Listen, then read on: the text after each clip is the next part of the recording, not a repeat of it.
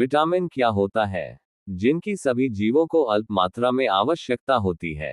रासायनिक रूप से ये कार्बनिक यौगिक होते हैं। उस यौगिक को विटामिन कहा जाता है, जो शरीर द्वारा पर्याप्त मात्रा में स्वयं उत्पन्न नहीं किया जा सकता, बल्कि भोजन के रूप में लेना आवश्यक है। विटामिन ए आंखों की रोशनी को सही रखने और दांतों, हड्डियों, मांसपेशियों के नर्म टिश्यू और त्वचा के लिए विटामिन ए बेहद जरूरी होता है।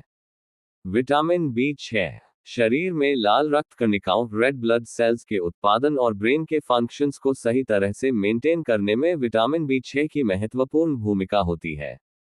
विटामिन बी12 ये विटामिन आपके सेंट्रल नर्वस सिस्टम को सुचारू रूप से चलाने के लिए बेहद जरूरी होता है, और साथ ही यह मेटाबॉलिज्म को मजबूत बनाने और रेड ब्लड सेल्स के निर्माण के लिए भी बी12 की जरूरत होती है।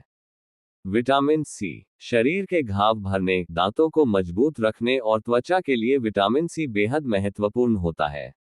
इसके अलावा यह इम्यूनिटी को स्ट्रांग करता है, जिससे बार बार बीमार होने की आशंका नहीं रहती है। विटामिन डी हड्डियों को मजबूत बनाने में विटामिन डी बेहद जरूरी होता है, क्योंकि यह कैल्शियम के अवशोषण में मदद करता है, जिससे आपकी बोन्स और दांत स्ट्रांग बनते हैं। विटामिन ई वसा में घुलनशील विटामिन ई बॉडी में एनर्जी बनाए रखने और अंगों के सुचारू रूप से काम करने में हेल्पफुल होता है। विटामिन के शरीर में विटामिन के की जरूरत की बात करें तो कोई चोट आदि लगने पर यह खून का थक्का जमाने का काम करता है। इसकी कमी हो जाए तो रक्तस्राव नहीं रुकता है। विटामिन बी1 यानी थायमिन खाने के द्वारा जो भी कार्बोहाइड्रेट शरीर को मिलते हैं उसे एनर्जी के रूप में बदलने के लिए थायमिन यानी विटामिन बी1 की जरूरत होती है।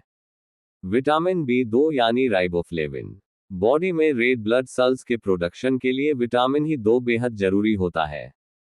वहीं पाचन और त्वचा के लिए भी इसकी जरूरत होती है। नियासिन यानी विटामिन बी3 आपके नर्वस सिस्टम के फंक्शन को मेंटेन करने और स्किन को हेल्दी बनाए रखने के लिए विटामिन बी3 की जरूरत होती है। पैथोजेनिक एसिड यानी बी5 मेटाबॉलिज्म को बूस्ट करने और हार्मोन प्रोडक्शन और कोलेस्ट्रॉल के लेवल को मेंटेन करने के लिए विटामिन बी5 जरूरी होता है। बायोटिन यानी बी7 शरीर में प्रोटीन और कार्बोहाइड्रेट के चयापचय और हार्मोन उत्पादन के लिए बायोटिन और बी7 की जरूरत होती है। फोलेट यानी बी9 लाल रक्त कोशिकाओं के उत्पादन और डीएनए के लिए फोलेट एक जरूरी विटामिन माना गया है।